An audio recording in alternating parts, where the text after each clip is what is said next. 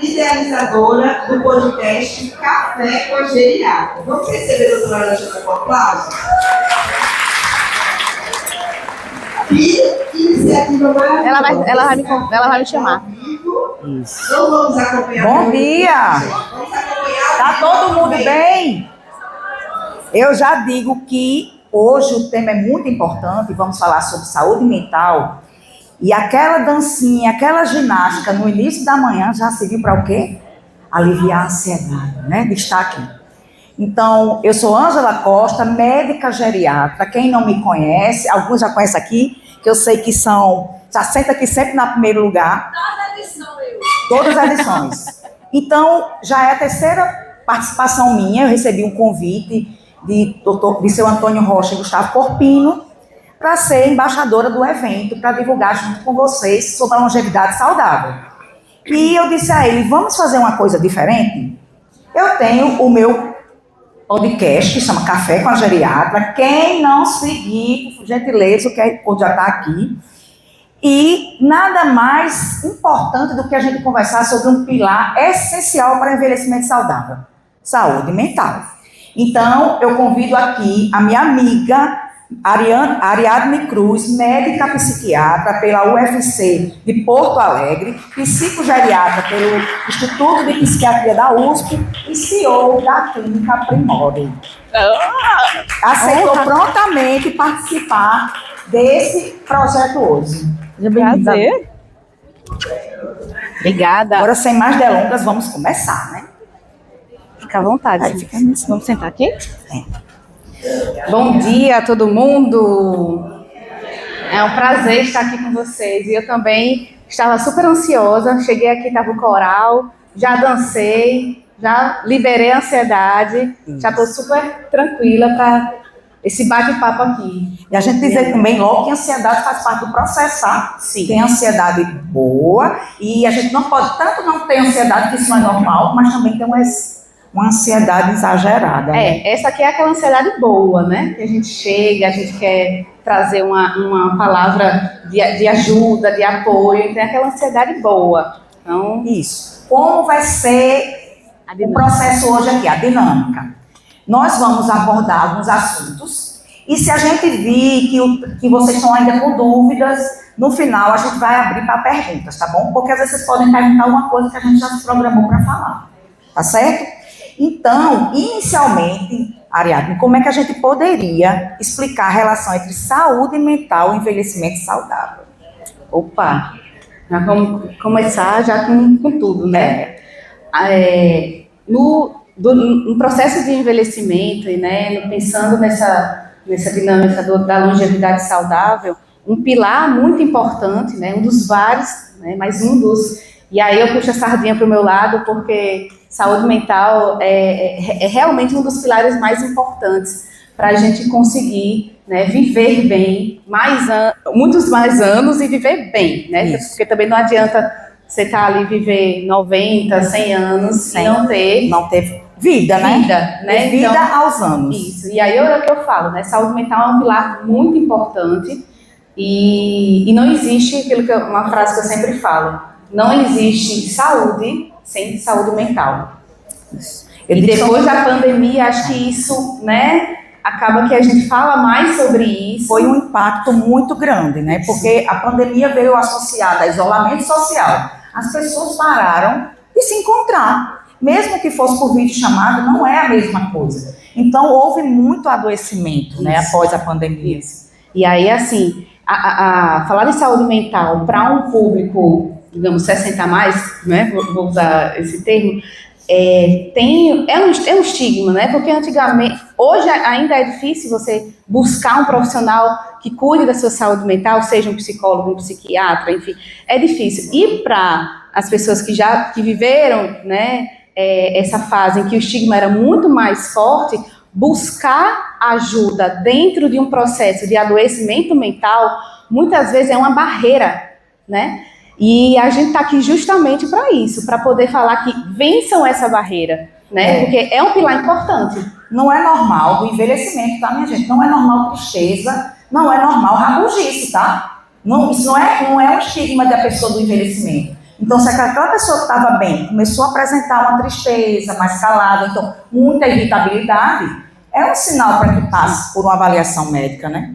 E aí a gente tem que sempre trazer o que é o normal, né, e o que é patológico, do que é doença, né? Essa linha, ela é muito tênue, principalmente nos idosos. Por quê? Porque a gente costuma normalizar muitas coisas que já são sinais de doença, né? Então, um isolamento excessivo, uma tristeza incapacitante, uma ansiedade que não permite que a pessoa faça as coisas que costumava fazer, né? Então, isso não é processo normal de um envelhecimento. Isso precisa ligar um alerta, né, para quem convive, para a própria pessoa que está sentindo e buscar ajuda.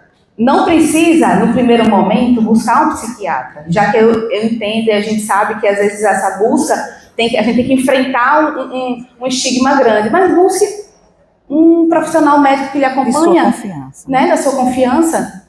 Primeiro passo. Isso. Nós estamos em duas especialidades que têm um estigma que a gente quer quebrar todos os dias. A minha é que as pessoas não querem vir, porque se vier, significa que é um velhinho muito fraquinho.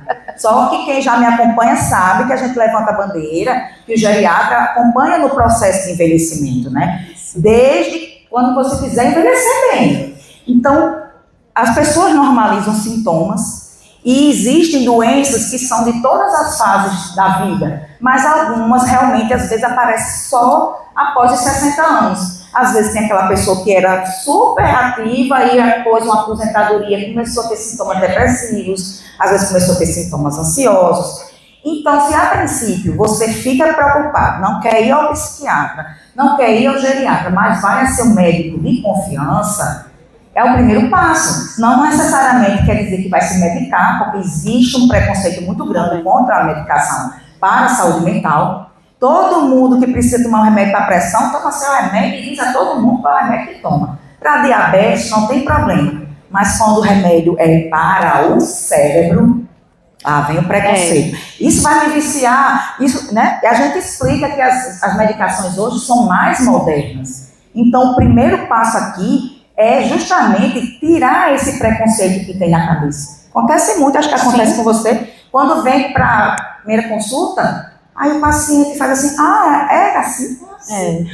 E a gente não está para julgar ninguém, a gente está para acolher a pessoa. E a gente entende, né, esse pensamento estigmatizante que cresce em cima da psiquiatria, da geriatria, a gente entende, então a gente consegue ir por outros caminhos para poder acolher essa pessoa. É muito comum no consultório assim, aí vem um paciente, aí vem um familiar, né? E a gente tem aquele momento do familiar, tem o momento do paciente, aí o familiar faz, doutora, eu não disse à mamãe ou ao papai que você era psiquiatra. Já aconteceu com nós duas juntas, tá? Eu não disse. Então, assim, diga que você é geriatra ou que você é neuro, médico, sim, médico geral, não diga que é psiquiatra, né? Mas aí é tão interessante que a gente, claro, quando a família já traz isso, a gente já entende, já se prepara, né? Eu acho ótimo quando traz, né? Porque a gente já se prepara para isso e consegue conduzir a consulta de uma forma que, ao final, o próprio paciente fez, você é psiquiatra?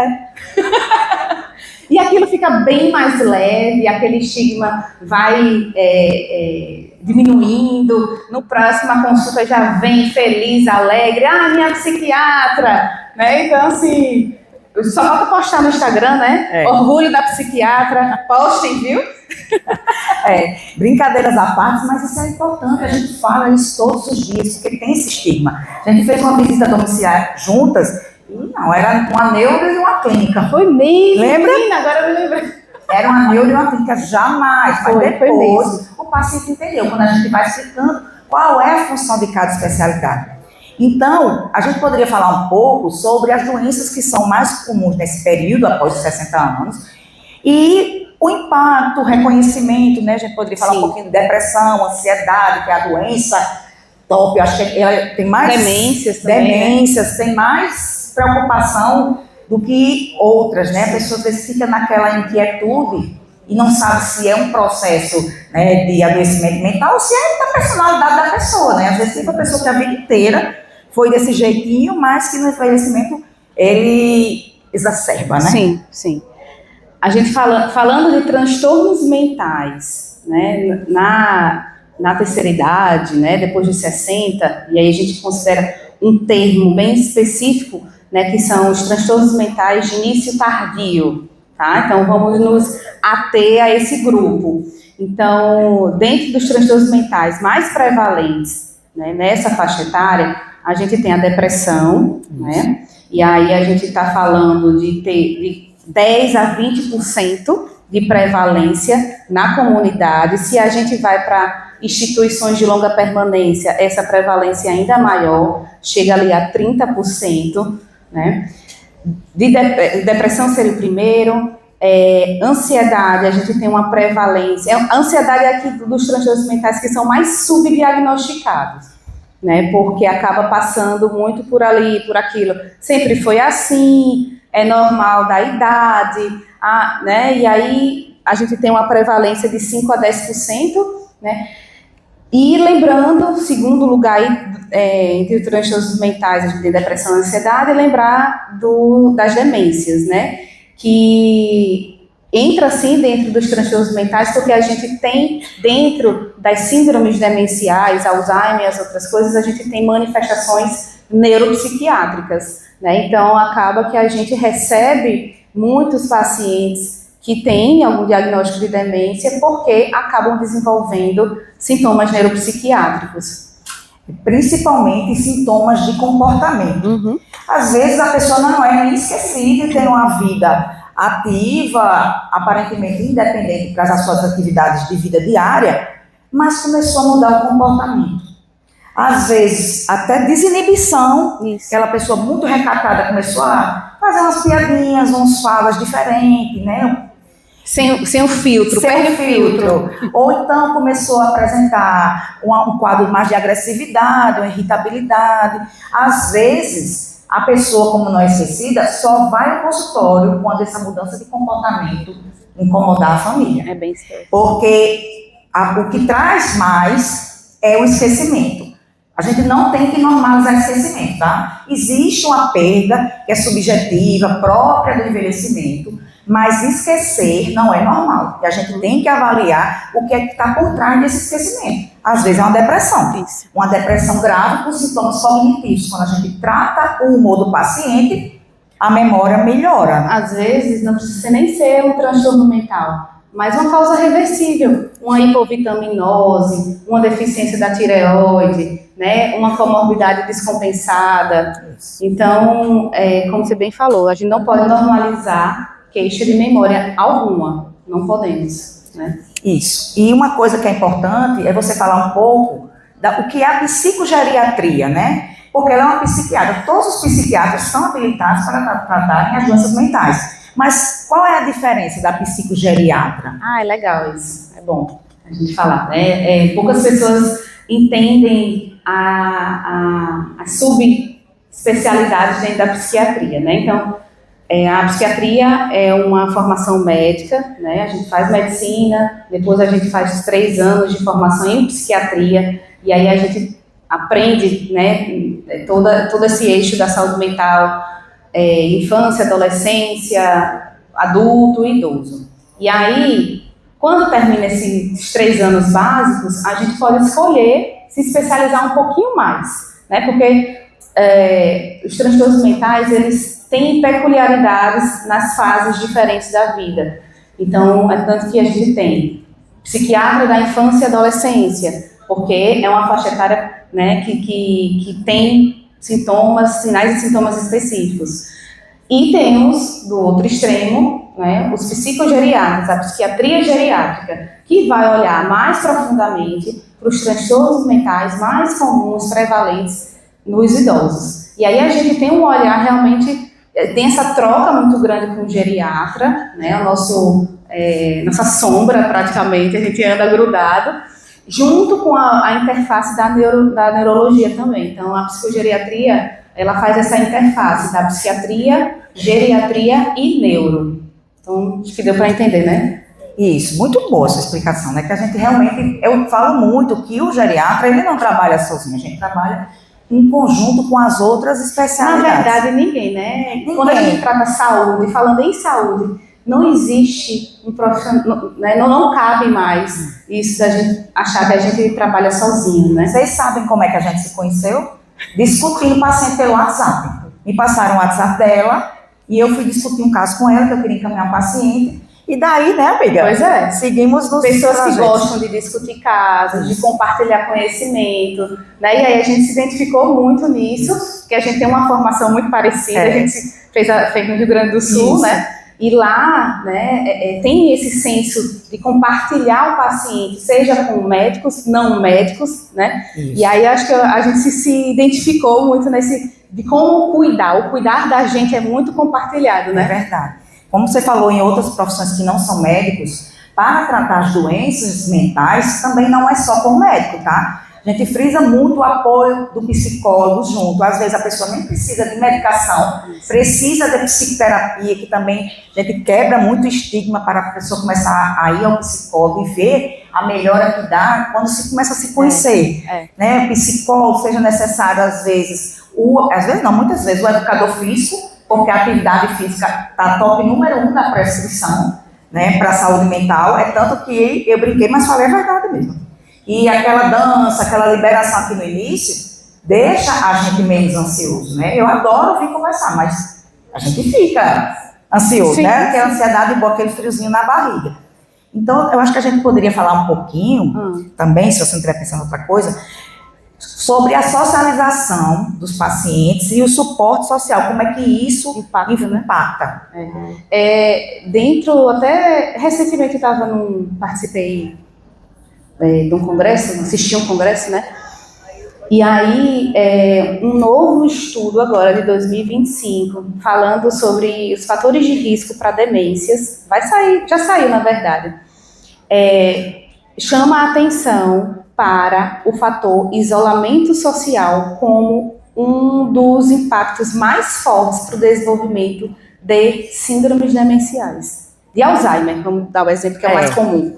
Isso. Então, pensando em Alzheimer aqui, o isolamento social, né, nesse estudo já se comprovou o impacto, né, grande como um fator de risco. E, vamos lá, pensando que a gente está falando de demência, que é uma doença, né, às vezes até tem as doenças neurodegenerativas, algumas delas, mas falando no impacto para a saúde mental, aí que isso é muito mais forte, né? O fator de risco, isolamento social, falta de suporte social, ele é um fator de risco importante para desenvolvimento de qualquer transtorno mental, seja depressão, ansiedade, né, e outras. É um fator de risco para suicídio, né? Então, é importante que a gente fale sobre isso também.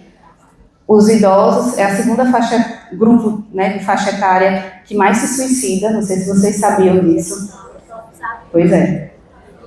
Porque não são divulgados, Existe um modelo bimodal, né? Então, quando a gente vai estudar suicídio, as taxas de suicídio, as prevalências, a gente vê que as faixas etárias que mais cometem suicídio são adolescentes e, na outra ponta, estão os idosos. Então, a gente não pode... Mais um motivo para a gente estar aqui falando sobre saúde mental, né? Claro, como um pilar importante para a longevidade, mas também, né, puxando para esse alerta, né, de ser realmente um público que tem taxas grandes, né, de tirar a vida. Isso. E puxando um pouquinho para a parte dos fatores de risco, né, para demências, Alzheimer, essas coisas. As pessoas perguntam muito o que fazer, né, para se proteger e tal. A gente fala atividade física, né, que a gente brinca muito, se fala muito na internet que a panturrilha protege o cérebro, a importância da musculação, o convívio social. Eu digo, inclusive, voltar a frequentar a igreja, seja qual a religião da pessoa. Sim, espiritualidade, religiosidade. Isso aqui, esse momento é muito rico, né, porque isso aqui transborda só esse momento. Transpassa isso aqui. Ana Maria falou ontem brilhantemente sobre como é que a gente faz para proteger o cérebro do declínio cognitivo, né? Falou muito que quem tem uma reserva cognitiva, o que é? Quem estudou muito, quem lê muito, que isso protege o cérebro. Não impede que a pessoa tenha um quadro inicial, mas atrasa e torna o quadro um pouco mais leve. Então, as pessoas perguntam muito, eu posso fazer palavra cruzada? Eu digo, pode, mas ele desafia, Isso. né? Pode, mas ele desafia, porque se é uma coisa que a pessoa sempre fez, por exemplo, eu gosto. Eu sou da geração que gosta. Lá em De casa palavra tem. cruzada. Mas você tem que fazer alguma coisa que desafie o seu cérebro. O nosso cérebro, ele adora o conforto.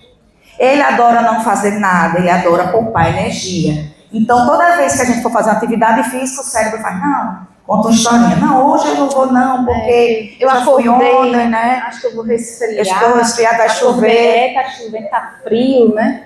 Então, ainda mais para a gente fazer coisas que nos desafiam.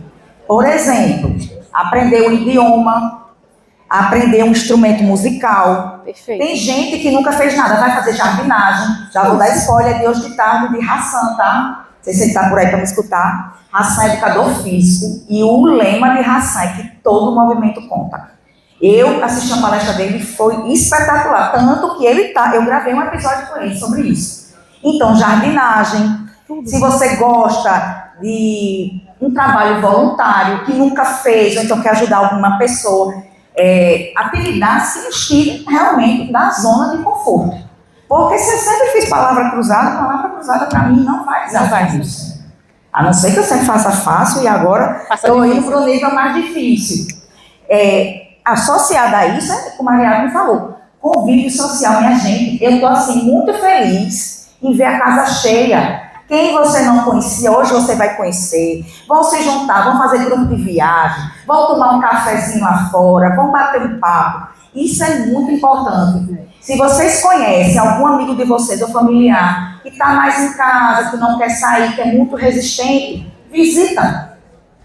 Visita essa pessoa. Até o ponto que essa pessoa queira começar a sair de casa. Porque eu digo que isolamento social anda de mãozinha dada com a depressão e com o alemão, né? Com o Alzheimer. É mesmo, viu? É muito importante. Atividade física, você começou a falar, né, sobre atividade física, dentro dos pilares também da medicina do estilo de vida, da psiquiatria do estilo de vida, é um pilar importantíssimo. Já tem muitos estudos científicos mesmo, com relevância científica, que fala sobre atividade física como prevenção, né, proteção para transtornos mentais e tratamento. Se a gente pega transtornos mentais mais leves, digamos assim, né, se é que a gente pode categorizar assim, mas quadros mais leves de depressão, ansiedade, a gente consegue tratar com atividade física. E, idoso só pode fazer uma modalidade de atividade física? Agora eu jogo para você. Não pode, tá? Geralmente, o que é que a gente recomenda para atividade física, dependendo. Vou já perguntar a vocês o que vocês estão resenhando aí. Atividade física, a obrigação, minha gente, ter músculo. Porque para você caminhar e dançar, você tem que ter músculo. Então, a musculação tem que estar, tá? Associada a qualquer outra atividade que vocês gostem. Uma dança, caminhada. Eu conheço pessoas que, depois dos 60 anos, começaram a frequentar grupos de corrida e hoje aos 80 ela é corredora. E sabe por que ela começou? Porque ela começou com sintomas depressivos em casa, com muita preocupação com a família. Ela começou caminhando, conheceu outras pessoas, participou de um grupo e hoje se segue muito bem. Então, a atividade física qualquer movimento. Hoje vocês perguntam bem muita razão que ele vai falar. Inclusive, como é que a gente acolhe essa pessoa para atividade física? Tem um exemplo que ele contou, que ele fez uma triagem para alguns pacientes e tinha um senhor que tinha perda de massa muscular nas pernas. Aí ele disse, o que é que o senhor gosta de fazer? Ele disse, não, eu tenho uma fazenda, eu ando a cavalo, mas ultimamente eu tenho dificuldade para descer do cavalo, para abrir a porteira e subir de volta. Ó. E se eu tivesse alguma maneira, Raça falando, né? Se eu tivesse alguma maneira de fazer com que o senhor melhorasse essa força das pernas? Pegou o motivo, né? Porque a gente orienta que a atividade física é para a saúde. Ok, tá, é para a saúde. Mas quando você tem um motivo, por exemplo, Tem um propósito, um propósito, né? Nesse caso aí, para ele, iniciar a atividade física fazia todo sentido para ele voltar a andar no cavalo do jeito que ele já andava. Ou então, eu escuto muito, eu quero segurar meus netos, eu quero ir ao supermercado, eu quero fazer feira, entendeu? Olha só os benefícios da atividade física. Então, pensando em saúde mental, que em nenhum momento a gente está falando em medicação, mas quando for preciso vai ser feito sim. E a gente explica ao paciente, ela pode dizer mais propriedade que eu, que a gente faz essa medicação por um tempo, vê que estabilizou a doença, a gente tenta retirar. Se tiver uma recaída, a gente continua e assim, e está tudo bem. Não é um remédio que ele viciou que você precisa voltar a tomar. Mas existem algumas pessoas que têm uma deficiência dos neurotransmissores bons, que nos dão bem-estar. Então, realmente vai precisar de uma medicação que ajude a melhorar essa reposição de neurotransmissor. A medicação, gente, eu costumo falar assim no consultório. A gente vai tratar um idoso, a gente tem uma caixinha de ferramentas. Caixinha não, uma caixona. A gente sabe aquelas caixas de ferramenta que, pelo menos meu pai tinha essas caixas. Abria assim, um monte de ferramenta, né? Então é mais ou menos isso. A medicação é uma daquelas ferramentas que está na caixinha. Claro, um bom profissional vai ter esse discernimento de saber a hora de usar a ferramenta medicação, mas também tem que ter bastante discernimento de dizer, olha, você não precisa da medicação, você precisa melhorar seu estilo de vida, você precisa voltar a ter encontros sociais, a voltar a se encontrar com seus amigos, família, você precisa fazer uma atividade física, você precisa comer melhor, está comendo muito industrializado, está comendo muito, muito açúcar, muito carboidrato, vamos melhorar isso aqui, vamos olhar os fatores de risco, vamos olhar as comorbidades, como é que está a pressão, como é que está o diabetes, colesterol, enfim. Fazer toda essa investigação dentro das ferramentas dessa caixinha. Se a gente percebe que tem uma pessoa que está tudo ok nesses outros parâmetros, mas que mesmo assim está em sofrimento, e o sofrimento a gente quer dizer o quê? Perda de funcionalidade. Então, o sofrimento é não conseguir mais fazer o que fazia antes, não ter prazer mais como tinha antes, ter um medo excessivo que não existia antes. Dá alguns exemplos básicos, E aí a pessoa começa a perder funcionalidade, perder qualidade de vida. Aí a gente pensa, será que essa pessoa não vai se beneficiar realmente de uma medicação?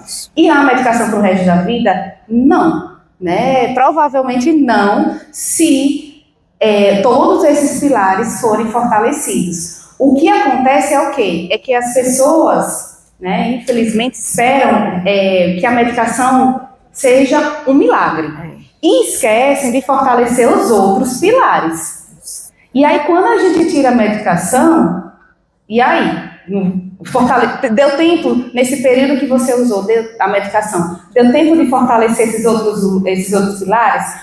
Já está na atividade física, está comendo melhor, está socializando, está cuidando da sua saúde de forma geral? Se não fez nada disso, a gente não tem como tirar a medicação, porque aí a medicação ainda vai ser importante. Mas quando faz o exercício de casa bonitinho, a gente tem total condições de retirar uma medicação.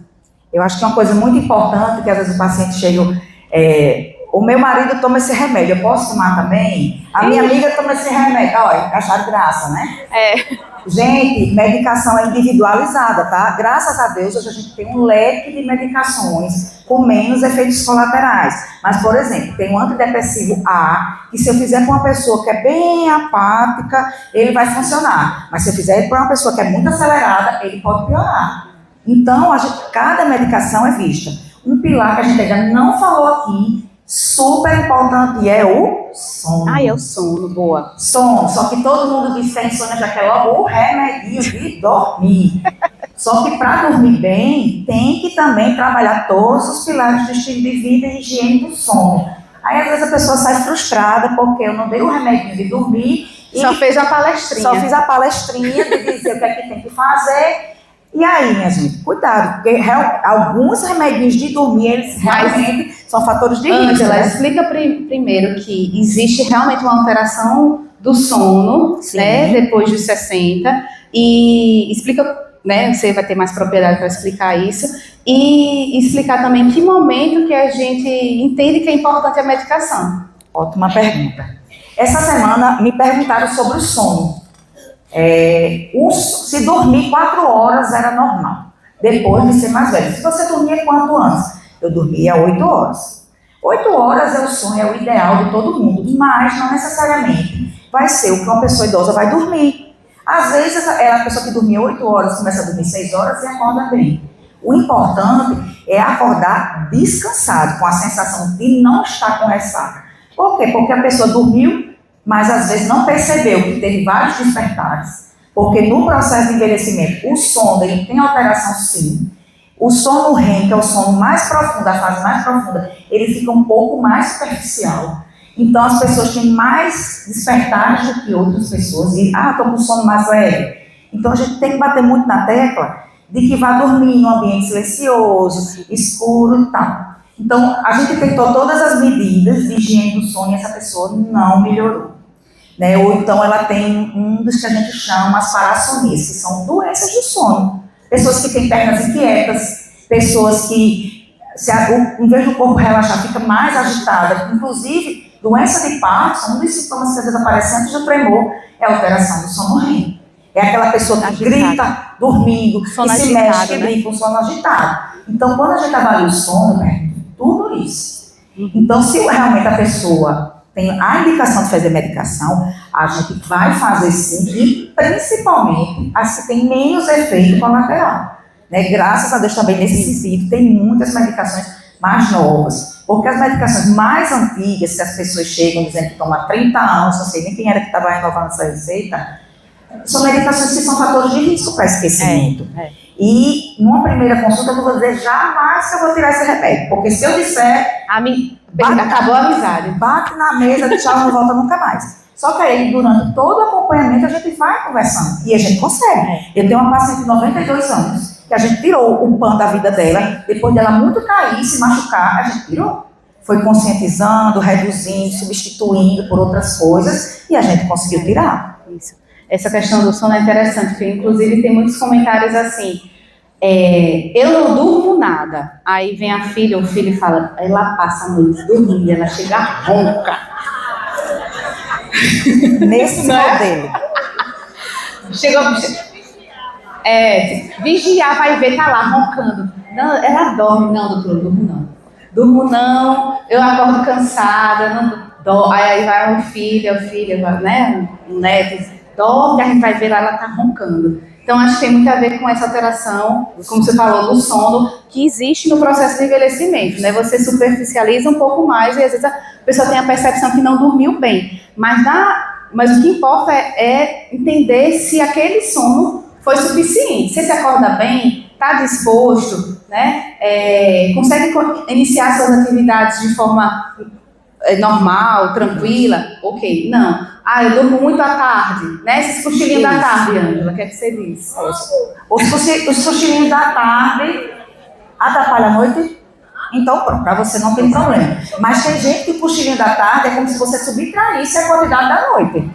E se esse cochilinho da tarde for 3, 4 horas de sono, que às vezes a tarde todinha, aí meu amigo, né? Tá trocando o dia pela noite. E aí, assim, medicação, a gente tem como fazer medicações para induzir o sono, obviamente, para melhorar, tanto para iniciar o sono, para melhorar a manutenção do sono, ou quem tem aquela insônia mais terminal, né, que acorda muito cedo, tem medicações, mas lembrando que as medicações específicas só para tratar sono, elas têm o dia de começar e o dia de terminar. Exatamente, eu gosto sempre de falar isso. Então, ontem também, eu estou achando muito bacana essa programação, porque as palestras são todas interligadas. Falando também do sono, Ana Maria falou aqui também, a apneia do sono. O que é que a apneia do sono tem a ver com risco de demência? Vocês sabem?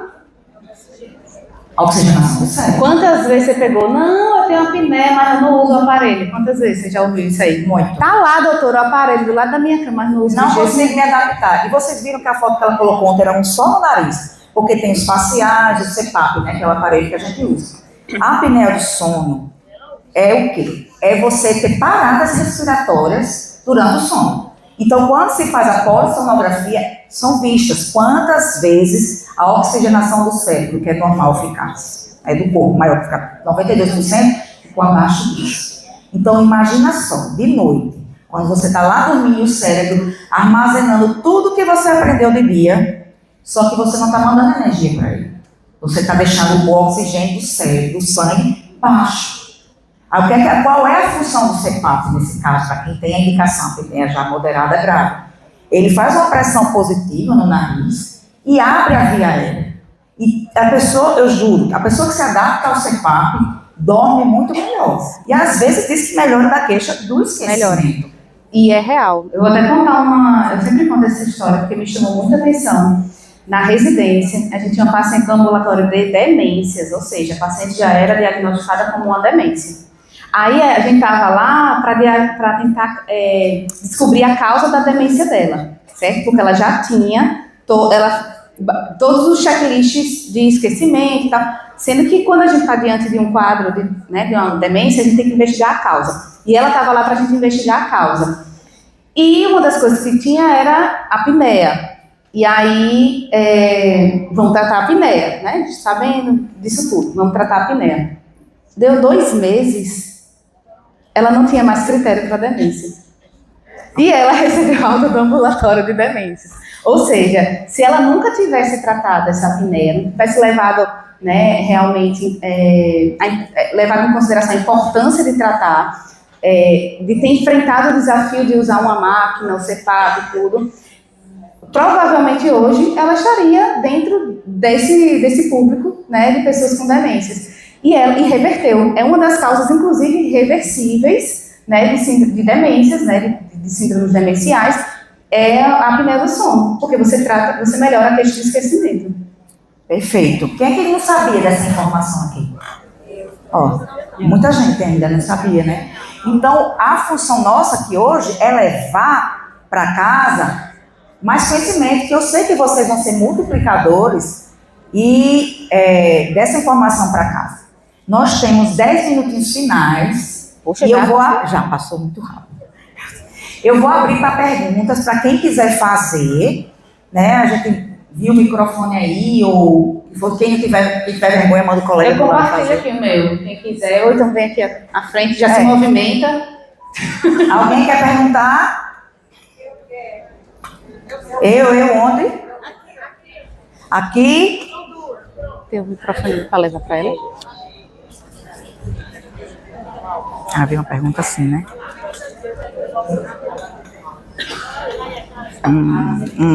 Pergunta difícil. Eu vou ler essa pergunta que já chegou enquanto o microfone chega para vocês aí, tá? Chegou lá. Chegou? Pronto, pode fazer. Pronto. No meu caso, eu tenho insônia. Mas já usei o aparelho, não deu muito resultado. E tenho uma mordedura. Esse é o meu caso. Eu gostaria de saber a diferença da mordedura para o CPAP. sono. São coisas totalmente diferentes, né? É o que chamam apertamento. Isso. Que às vezes você tem o bruxismo. Isso a gente pode ajudar de uma forma, você vai complementar, vou falar da parte do dentista. O dentista pode ajudar muito com a questão de placas, de modo, que faça com que essa musculatura relaxe, mas às vezes também precisa de medicação para relaxar a musculatura. E você conseguir relaxar e conseguir dormir. E às vezes tem que... Às vezes tem que fazer um checklist dos remédios que você usa, porque às vezes algumas medicações pioram o bruxismo, né? Então, a medicação pode ser uma causa e pode ser uma solução, no seu caso. E são quadros diferentes, né? A apneia é uma e o bruxismo é outra. Se tem os 2 fatores, o importante é tratar os 2 fatores, né?